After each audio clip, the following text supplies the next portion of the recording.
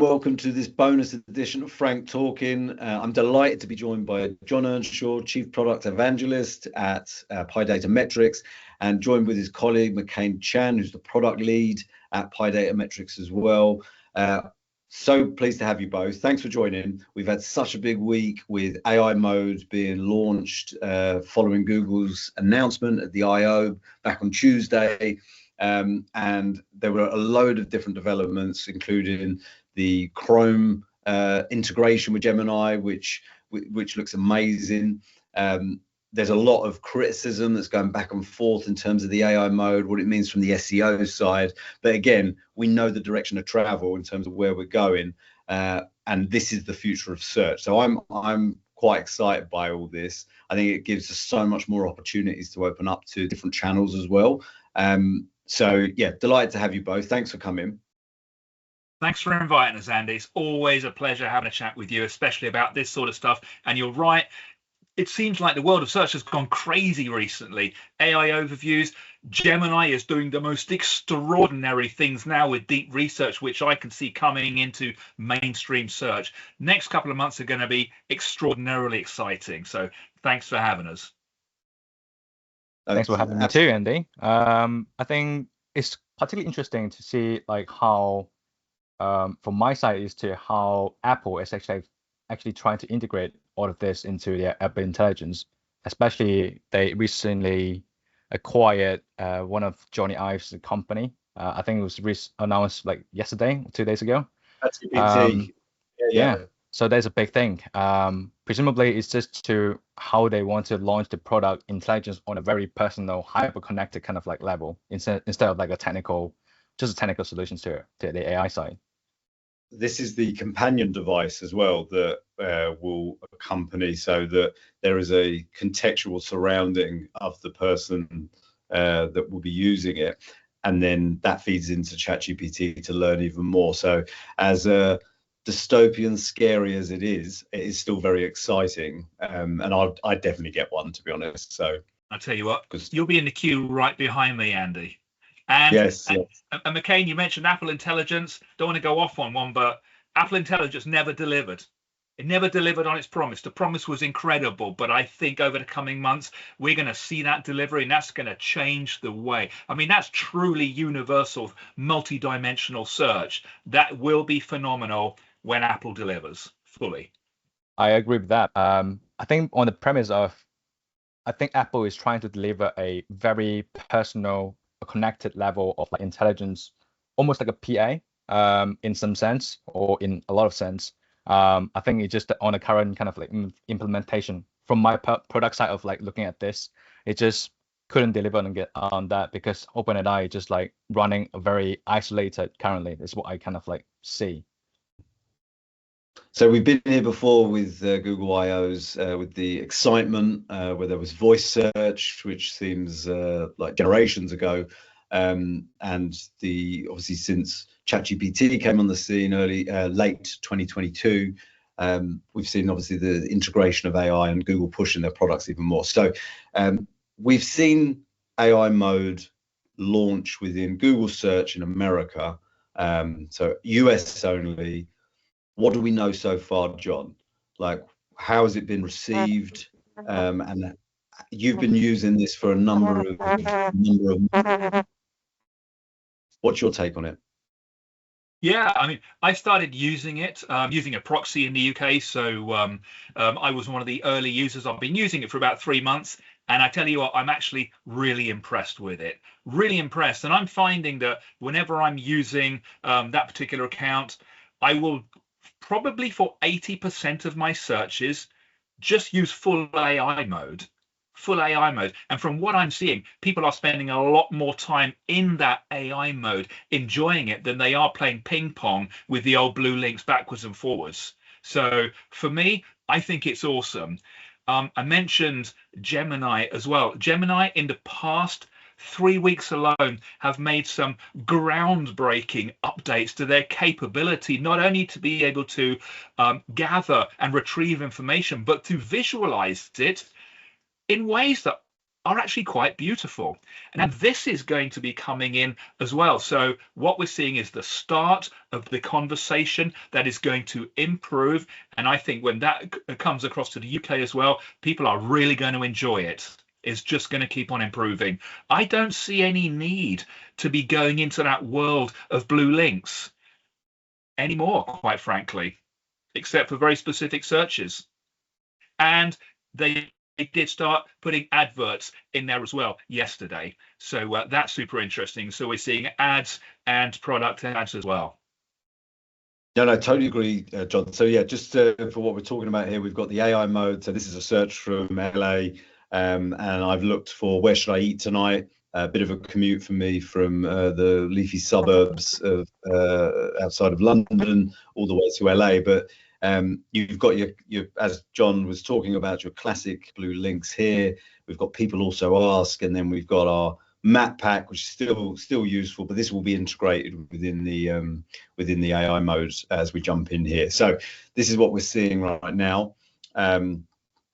So first question, John, how, and this is difficult without obviously with data to back it up, but how likely will it be that users will tab to the AI mode like we had with news, shopping, like we had with finance, all of these things? How likely is it that AI mode will be used before we get to the future of search where we think it will be integrated into the main product?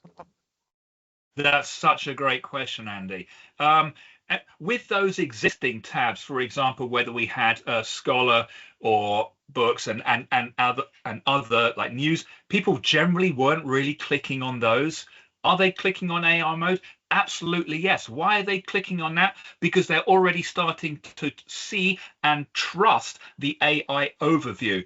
And that's what Google was waiting for, that tipping point of trust. And yeah, people do trust it now. I would say probably about 75 to 80% of people get a great deal of information, knowledge, and answers that they're looking for without that need to go backwards and forwards and playing ping pong. I think this is going to be really heavily used. Yeah, and I know it's tough, like if we don't have any data, and Google have been always cagey about this type of insight that marketeers, it's not just SEOs, but like I remember again with voice search, like how many searches are conducted by voice search? What do they look like? We think it's long tail. Some of the UX studies that were done, it was very obviously conversational or attempting that. And Google were always reluctant to bring this into Google Search Console to give you information on this. I suspect it might be similar. We don't know yet, but I suspect it might be similar with what we see with AI mode. And there's even reports to suggest that these links aren't trackable, so they'll come as direct as opposed to organic, or so that you can really pinpoint in terms of the AI mode's kind of visibility for your brand. Google have said, John Mueller was saying that they will change that, which does make sense, but they haven't done so far. So we'll have to see how that kind of. I was just going to add to that. I mean, you're absolutely right. The period we're in right now, Andy, where this is happening, Google aren't providing the data that we're used to. Currently, this AI mode and the AI overview are totally disrupting the marketing metrics that we're so used to, like click-through rates, search volume, down, CPCs higher than ever. And what we're not being able to understand is what conversations are happening right now. So we're moving from keywords into conversations. What conversations are people having? We just don't know. We can make some educated guesses, and we can do some research, and we can use some data with keywords, but that's where we're at. It's very tough. It is indeed. And I think when the personalization element comes in, where if you are using a AI agent, so like I said, mine is ChatGPT, it gets to know you over time. It knows what you like, what you dislike, which is what you want, right? But you won't be able to then drill down to me in terms of what I use to prompt the ChatGPT. And so it does get very, and we'll get into it with Mccaine in terms of the tracking and understanding those prompts that people use. ChatGPT, they offer in their enterprise suite, they offer from company usage like statistics and data and things like that you can see how it's being adopted across the business. Sam Altman's always been very anti-ads. Who knows what can happen obviously in the future, but that would be the only way you would get some advertiser kind of platform where you'd be able to get some insight into how your ads can be served. So I think that's a big unknown still, because right now you are looking at, maybe people also ask as a proxy to understand what is popular for a particular topic. You should be obviously talking to your own customers and understanding in terms of how they're using LLMs in terms of their transition towards this new kind of world. But again, you're really never going to get down to that level that John is searching for something versus the same thing that I am, but we say it slightly differently. Mccaine does the same in a completely different location. So there are all these things that will come into kind of play with it, which we still don't know.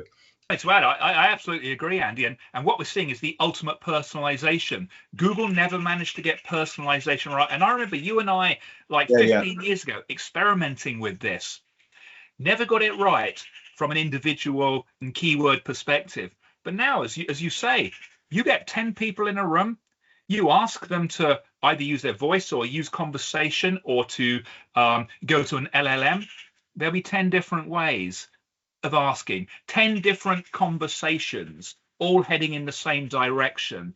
And what we're doing is we're moving from this position of what keyword should I optimize this content for, to what question do we need to be answering, to what conversation do we need to be in and how do we stay in it? That's where we are right now, and it's very personalized. This thing that we see on LinkedIn and we see being kind of erupting is this, is SEO dead? Is SEO the same as GEO or AEO or LLM optimization, right? So there are certain things you can take out of traditional SEO with the technical setup. So we know obviously with LLMs in terms of crawlers, it has to be in the initial HTML. There's no JavaScript that you want to make sure your content's behind. So that's a key thing. So technical SEO all of a sudden becomes even more important. Looking at that old way of the 10 blue links versus any kind of featured snippets or map packs, like that will slowly move away as we get to this more conversational AI mode. But what is really important now is understanding that training data, and especially with Google having obviously the most sophisticated search engine and the biggest index, that layer then comes into play as well. So you've got the training data, you've also got this historic search data that they can then lean upon. ChatGPT will browse Bing, so again will crawl Bing when needed to for a certain prompt. So again, that's still important. That brings Bing back into the fold significantly. But I think a key part is that earned media. And you look at where these sources are being pulled from, like you would have had the old school digital PR, but this now is looking at, if you're in the fintech space and there's affiliates or comparison sites that are being pulled, like this is where you need to be. And if it's a very much like, well, we can't pay to get there because they've got quite a strong editorial kind of policy here, that's where you look at product enhancements and how you can do that. But then it just needs to then be factored into that kind of outreach approach. Agree with you, Andy. We're not talking, and people are talking about, a departure from old school SEO, and we're not talking about any form of departure from that. But what we are actually thinking about is an evolution and expansion of what we used to do, thinking about wider authority ecosystems, because authority in the wider ecosystem, which is as much offsite as it is on-site, is going to be so important for these LLMs that are trained on vast data sets. And that's the way it should be. Like, so the fact is I remember there was a debate about like links and the whole thing, it was obviously the original algorithm backrub was obviously built on page links, on backlinks, sorry, and being a vote for one thing, other to understand that relevance. But as we get moved into the social media world era in the mid noughties, like was social sharing a lot more appealing and valuable than backlinks. Essentially, that's how people would say, I like this, or I don't like it, I'm going to unsubscribe, right? So there are all these things that evolve over time. And again, like if you're in and you're getting reviews from third-party sites like Trustpilot, it's essential that you're kind of offering a best-in-class service. Let's jump into one of these queries then. So I've just done a search for where should I eat tonight. It's given me a number of trendy, popular pieces. I've got some sources here that I can click on. Obviously, we talked about the attribution of this, but from what you've seen, John, already, now I know there's different LLMs. Like I said, like ChatGPT will crawl Bing in terms of getting when it uses its web browsing tool. What have you seen that can help to influence this content and appear within this space? That is a big question, Andy. One thing that we did have some concrete evidence for, and I'll apply this to the AI overview. We did a whole bunch of research and we discovered that it didn't matter if you're on page one. That's no guarantee of getting in there into the AIO or into the full AI mode. But what did seem to pretty much guarantee you presence was the ownership of real estate on page one. So if you own more than one asset, for example, if you own an image as well as a classic link, maybe an answer card, maybe a video, doesn't matter what it is. But as soon as you had two assets on page one, you were straight in there. And you're in there with high volume presence as well. So structured data as well. You know, there are big arguments about, do these language models care about structured data? But yeah, it makes it easier for them to read the data. And also the other thing that we have to remember with this AI mode, and this is critical, at some stage, Google is going to reintroduce those conversation tokens at the bottom, and we're very rapidly going to be turning this into a horizontal conversational journey. So it's not just about, am I in the AI view, but do I stay in it when it becomes a conversation? And for me, that's critical. And that's as much down to natural language, anticipating not just questions, but conversations and joining your content together effectively.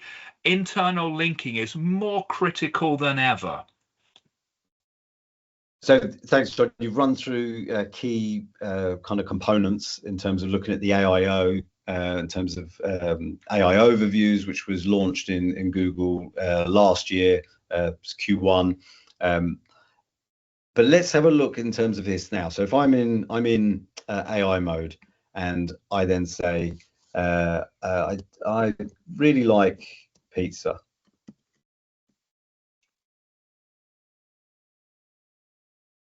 So in terms of where shall I eat tonight, giving me some suggestions here, and then I can then go into one of the websites, or I can go to one of these sources here, or then that takes me more, what's that, a map pack experience that I would go. I just got to jump in. What we're looking at here, Andy, is so interesting. They've turned this AI mode into something that looks more akin to just a jazzed up blue links. So this is, I believe Google is doing this, so it's not a total departure from the blue links, because we still got lots of nice links here. We've got carousels. This isn't far removed. So I think for this particular launch, Google's trying to make us feel a little more comfortable. The original full AI mode was just pure AI content. I see. And we've also got they've got the balance to try and integrate ads within this as well, which was obviously the core part of why they couldn't go even quicker when ChatGPT came into the scene in 2022, and why the AIO is just a stepping stone towards what this is now. But it will be interesting to see how they integrate ads within this. And obviously for this particular term, when I say term, prompt, you can see how that could factor in, right? But there will be certain things that you will look for that won't always require such a commercial kind of need. And then it'll be interesting to see whether those answers just get returned without any sources there, which is what the big debate has always been, that Google just takes your content and repurposes it as a featured snippet, or now as an AI response. I guess as well, one of the key things that brands will be concerned over is how they can measure the visibility within this type of platform, right? So originally we had the monolithic, like 1 to 10. It was very clear, you're rank 1, you'll get X amount of clicks, all of this stuff from 15 years ago. We've talked about personalization. That's going to be an issue, and that will be something that will evolve as we go along, in terms of maybe having a baseline prompt versus some personalization to see how different the results are, or things like that. But Mccaine, I'm keen to understand this type, and we should get into an example, maybe with ChatGPT, given there's a lot of questions around what influences visibility within the platform. But for this type of result here, like there's no roadblocks or anything like that would be able, that you could capture what is ranking in this particular. When I say ranking, when it's being sourced in this particular module, what content is being returned here, and then you could then start to get a picture of how your kind of AI search strategy is working. If let's say we're talking about like tracking this, it's not that difficult to actually just find all the links. What is interesting to us is that I think some of the users in the past has been asking, like, would the ranking player influence to how it would actually click to the news? And also I think the subsequent questions will be like, can we tell the attributions, like the referral traffic basically from here to there, which I think is currently in a murky place, to say the least. Not many people can actually explain that, what is the result of like being featured in the AI overview versus the direct the traffic funnel into their sites. And then over time, because when I look at this over time, the format has changed significantly. Obviously we are looking at this now, and maybe it actually varies that depending on the type of prompts, if you like. The format I will kind of like anticipate would differ like very differently if you maybe doing a research piece on, like, I don't know, what type of insurance, for example, or maybe an educational piece like how to play a football, how to score a goal, those kind of like research pieces where you don't see a link, or maybe you just like see something else. Like the more informational type query. Yeah, I think that is the kind of like take into account, because sometimes we are expecting, maybe you have expecting, like, I don't know, on here maybe a number of links, but some things, when the links doesn't show up, do you say, maybe it's a problem? Is it supposed to be like this? And maybe the Google has changed since last week, and this is something that is always evolving, is always playing catch up kind of like things, or reacting to the news. I think as well, brands are asking the question about what is success now. So you can quite easily understand referral traffic from LLMs, right? Obviously we mentioned the point about the direct here, but what is the new measure of success? Will it be like a mention of your brand? I would assume that would be, but then you would need dedicated visibility tracking to understand how that's performing, understand what could be personalized, what isn't. So this is coming so much more complex than what was originally looking a lot more straightforward, in terms of like, Google has 90% market share.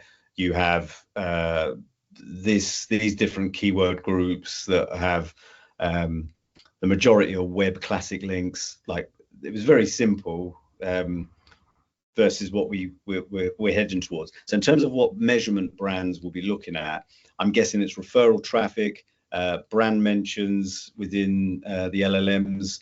I guess anything else that you would look at for that? I think interesting. Brand mentions is something that we are looking into because, as you said, I think brand mentions has been a talking point about is my brand being featured somewhere, even though as a site, I am not featuring, maybe in error overview or maybe in some kind of like LLM search engines like ChatGPT or Perplexity. Like for example, if you look into on your screen when you says like pizzas, a lot of the sites on the right hand side is actually talking about Yelp. But yeah, if let's say I am one of the pizza places, says Hayato, I would then care so much more about like, am I being talked about? I think in the traditional sense, in the marketing sense, this is something hard to measure. Like what is my exposure like as a brand? I know people are talking about me, but I don't know. I don't really have the visibility of like my brand being featured in Google or wherever. I only rely on the traffic directly to my site, or maybe refer traffic from other sites to tell me on a kind of like trend level, am I trending upwards or downwards? And also, I think a lot of brands has been talking about the sentiment around when people are talking about brand, are they talking about is my pizza taste really bad, yeah. or maybe really good, but pizza place, right? I think those are the two key main things when you're talking about brands. Whether how much they are mentioned over time, is it trending upwards or downwards? And on the other side, it's when they're talking about me, are they talking about good things or are they talking about bad things? I think that's an extremely important point, and it just highlights as well that if marketing ever thought that they were isolated from making changes, it will become even more, because you've got customer support that needs to have KPIs to hit, the product needs to hit a certain benchmark, it has to exceed that in order to then be covered from these other sources. And I think from what you were talking about, Mccaine, that can also be a KPI as well for maybe a PR team to look at what sources are being referenced within LLMs on a regular basis that the brand is not present on, and then work out as to what the comms strategy is with this publication. You've actually got some data that we're going to run through to understand the visibility of brands within a certain category in ChatGPT, so we can understand the training data, kind of the methodology in terms of how brands and sources return for a certain prompt. So let's jump into that. So nice, Mccaine. So what we have here is a Looker dashboard that is assessing ChatGPT for a certain industry, which we've got is the auto industry. I think so. Auto insurance line chart that we've got here. So we've got 2 days of data. Could you just talk through what we're seeing in terms of this line chart, and also what is meant by the top sites and the top brand mentions? So very good questions, Andy. So to give you the kind of on the context, because in Pi we know that auto insurance is a big kind of like sector for this one. So I purposely kind of like picked this as a proxy. How do we know what people are talking and searching around auto insurance? Is that we use people also ask questions generated by whatever terms that we track, especially in the context of auto insurance. And that's why I handpicked 140 kind of like prompts or whatever. So the first thing you see is the site visibility. I think one of the key questions that we get getting asked is that, is my site being featured on ChatGPT, Perplexity, or vice versa? As a starting point, we use ChatGPT as an example, and we know immediately that progressive.com, based on these prompts, feature actually quite heavily. If 25 or it's about 20, or 140 is about like 17% or something like that. Feature heavily for this kind of like group of terms, and we are keen to actually tell the customers and say, this kind of like, if your site feature on Google heavily, it's a good thing, one thing. But if your site if you're trying to find out whether if your site also feature heavily in GPT, that's a separate question over there. Because in the past, when I was doing some kind of analysis and kind of like find out what is the overlap between the sites that appear for the same search terms or prompts for in Google versus in GPT, is only about 10%. So I can fairly assume that the signals to rank on Google is fairly different to feature in, I don't want to say the word rank, but feature in GPT. No, of course. So what we've to break it down very simplistically, we've got two areas. We've got training data that was up to October 2024 in ChatGPT, and then you've got the web browser tool element that will then search Bing to get that more recent kind of information that can then feed into the model, right? Correct. Can I just ask a quick question, Mccaine? Of course. Yep. Okay. So just so I get the process right, so we're taking keywords, which we're normally tracking in Google. We're taking the people also ask, aka the conversational equivalents in ChatGPT. Have we also, and we're seeing very different results, have we also taken those same people also ask and put that into Google to see if conversational responses in Google are the same or different to ChatGPT conversational as they are to the original keywords in Google? I'm sorry, that's a long question. I mean, from what I understood from your question is that we want to track the questions in both worlds, one being on Google and one being GPT. To answer to that is that we have some kind of early evidence already, because in people also ask, if you click on the underneath for the questions, you already have a link there.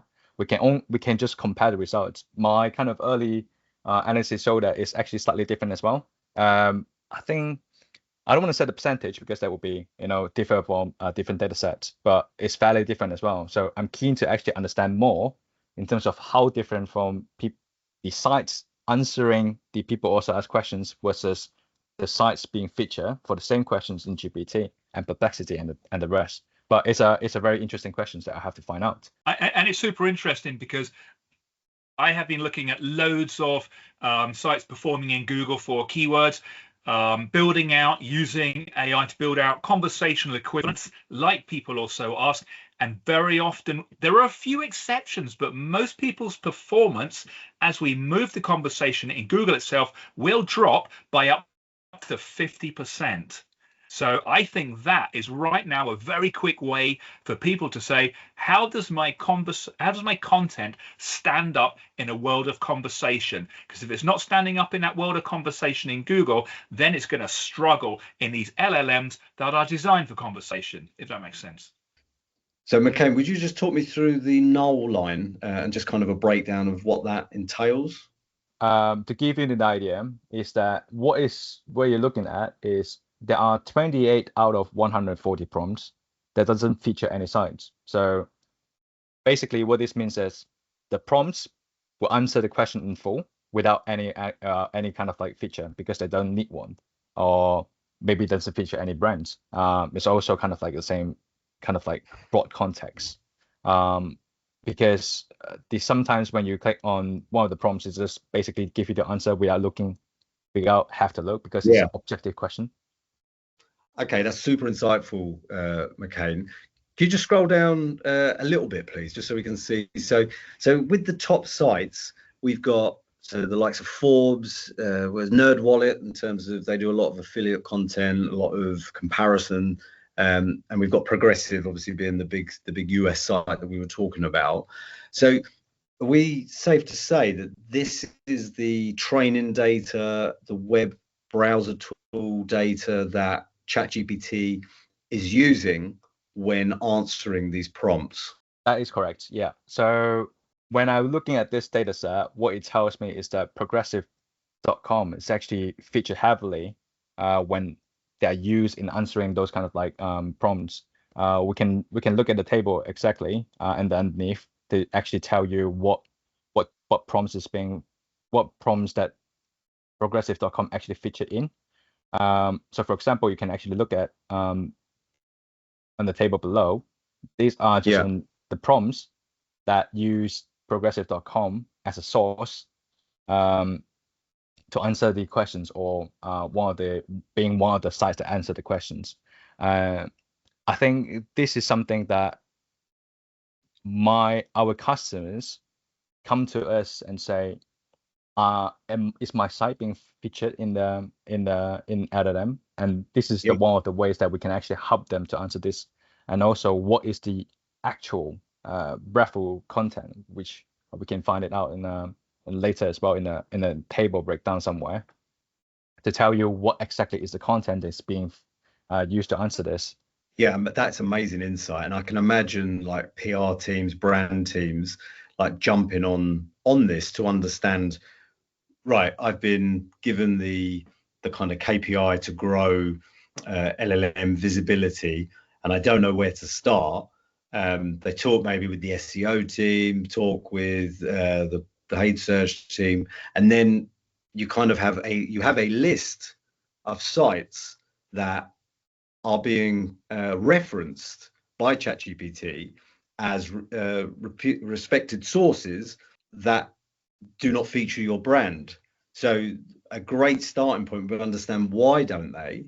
It could be they have a commercial agreement with some of these. It might be they're owned by some of them.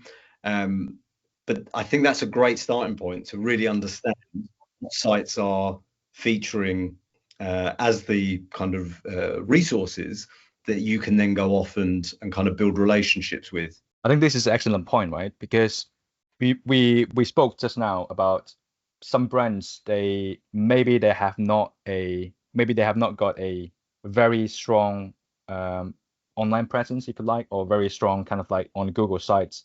They don't get regular traffic, but they know if the popular brand like us, we are being featured on other affiliate sites or maybe other content sites. On Google is one space, obviously, but in ChatGPT there's also another way of like informing them. So if, let's say, I would go back up and say, okay, say I am Endurance. I want to find out who is actually talking about me as a brand on ChatGPT. And these are one of those few sites that actually come back and say, okay, they are talking about me quite a lot. Should I reach out to them and say, what are they talking me about what? And is it a good thing? Is it a bad thing? I think this is a good opportunity to brand to actually, for them to understand what is my presence. Not only my presence in general, but who is talking about me. How are they talking about us? To add to that's exactly where I was headed with that. We're moving away from keywords, right into what conversations are happening and to what extent am I in that conversation. And I know, from working with a lot of the brands that we're working with, if you're not in the conversation, you can get in that conversation within hours. That's how dynamic it is. Yeah, 100%. I've seen, this can be influenced quite quickly as well. So this is essential but you need this view to fully understand who's contributing towards that conversation that you can then start to join.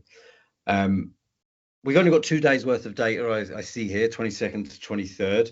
Mccaine, you and I have been doing some work on some other things, but it's not showing that much volatility here, meaning how often the resources change for this particular category of prompts. Also, the brand mentions are they quite consistent as well? But have you seen in other categories where the top sites, so the resources, are quite volatile in terms of what's being returned? That is very interesting, because we have looked at several other categories. One of the earliest insights that we found is that the sites that are contributing to the mentions of brands could change heavily compare, maybe a week on week things. There might be ChatGPT might be using their site to talk about your brand one day, but stop using it and use a completely different set of brand the other day. So that is completely interesting to me as a fact that we need to track this over time to see how relatively stable in terms of like site presence for your brands, or how volatile that is contributing to the brand, to the mentions of the brand. We will certainly to revisit this, for this category as well, to build up a longer data set to see how volatile it actually is. But Yeah. using these 2 days, it's quite stable as a sense that, it's the same few sites talking about these few brands. Presumably it's because you need to be, especially when we talk about this space, you need to be very heavily regulated, heavily kind of like reputable brands or sites to be able to talk about these brands. Gents, that was so useful. Thank you so much for your time. And I just wanted to finish off asking John, since we met in January, I think it was the end of December actually, Sundar Pichai had said that I fully expect Google search to be very different in 2025. We started off trying to interpret in terms of what he was referencing, and we were talking about the conversational search element, the integration of Gemini, which you called on both. So well done, you've got those two correct. What do you think the next 6 months, 12 months hold for the search experience in Google? Well, thanks again for having me, Andy. Yeah, it was so good to see that all coming true. Couple of things I think, well, I'm pretty certain are going to happen. There's going to be a serious move by Google on the spam update. We saw expired domain abuse. We saw the second part of the spam update, but scaled content abuse. That is going to come down really hard on people, especially those doing vanilla AI. That's one thing. There was an unpublicized algorithm update last Saturday through to Monday that hit publishing. Google said nothing, but we are seeing significant disruption. The other thing that we're going to see so much more, Google was right, we're going to clean up 40% of the SERP. No, they cleaned up 45. We're going to see so much more fast content from creators, first-hand, authentic, social, and trusted content in the main body of the SERP. So as AI moves to full AI mode and the AI overview gets stronger and better and more trusted, we're going to have a world of social content, meaning that businesses now need to get SEO and social and PR working together like never before to create those authoritative ecosystems. We're going to see massive spam shakeups. That's my prediction. Perfect. Well, we'll meet again around Christmas time, and we'll see if that comes to fruition or not. But listen, thanks as always. For those of you that have made it this far in the video, please go check out the team at Pi Datametrics. Do a fantastic job developing some really interesting tech. John's a regular speaker at Brighton SEO. So please, go check them out. And I will put any links in the YouTube description and also in the newsletter content. So thank you both. And I will talk to you soon. Thank you so much for having me. Thanks, Andy. Always a pleasure. See you soon.